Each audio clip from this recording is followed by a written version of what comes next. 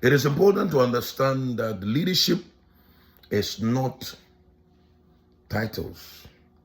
Leadership is not ordination. Leadership is not an election. It can be, but it's not. Leadership is not ordination. Leadership is not a title. Leadership is not an election. Some of the dumbest people have been elected. Some of the most corrupt people have been ordained. Some of the most self-centered people have been given funny titles. Sometimes, some of us that are not doing nothing are the ones that chase titles. Dr. Miles Monroe said that most men who don't do nothing with their lives are passionate about chasing titles. Real leaders don't chase all of that. Real leaders don't call themselves leaders. They are busy serving humanity. Leadership begins with a burden. Leadership begins with a burden. A burden that makes you sleepless at night. A burden that makes you restless.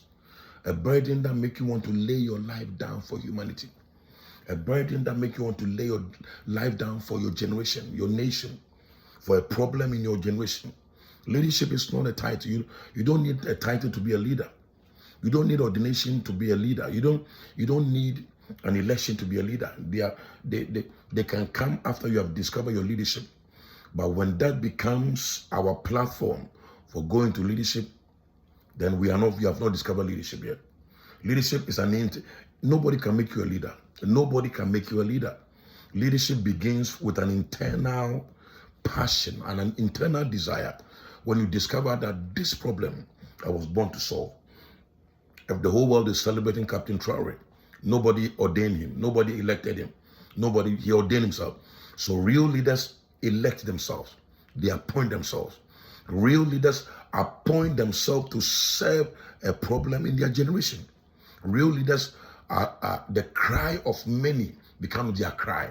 They fight injustice. They stand to create solution for a problem in earth. So leadership begins by a burden. If you have no burden, if you are living a very relaxed, comfortable life, and you have all these titles and you have ordained and you are living a normal life, your leadership has not been discovered. You are not a leader yet. You are just someone with titles and someone who has been elected, someone who has ordination, and it doesn't make you a leader yet. Leadership begins when there is you are ready to lay your life down for a problem. You believe that this problem God has called me to solve it for humanity. Leadership is not 10 cars. Leadership is not 5 houses. Leadership is not a certain first class jet. It's not all of that. Leadership begins by a burden. A burden. Martin Luther King had a burden for black people. Kwame Nkrumah had a burden for Africa unity. And Abraham Lincoln had a burden for the deliverance of the slaves. What burden do you have? What is your burden? Living life to pay bills and living life to consume and living life for yourself is the most useless life. Living your life just for you. Living your life just to go to work, come back home, pay your bills, go to sleep. Living that kind of a life is the most useless life. It's an insult to God. Because you were not created for you.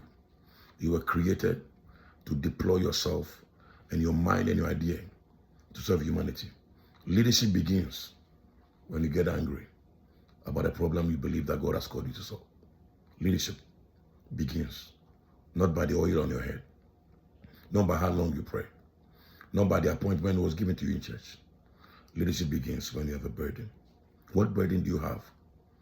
Our whole life must be dedicated towards a problem you want to solve for the humanity. What problem in your nation, in your world, in your sphere of influence? What keeps you up all night? What makes you shed tears? What do you love to do, even if you are not paid for? When you discover that thing, it can be homeless people, it can be prostitutes, it can be sitting in church and praying and dancing, and it's great. But if you don't discover your leadership, you're just wasting away. Just wasting away. When the kingdom is not the focus, the church becomes a breeding ground of wasted destinies.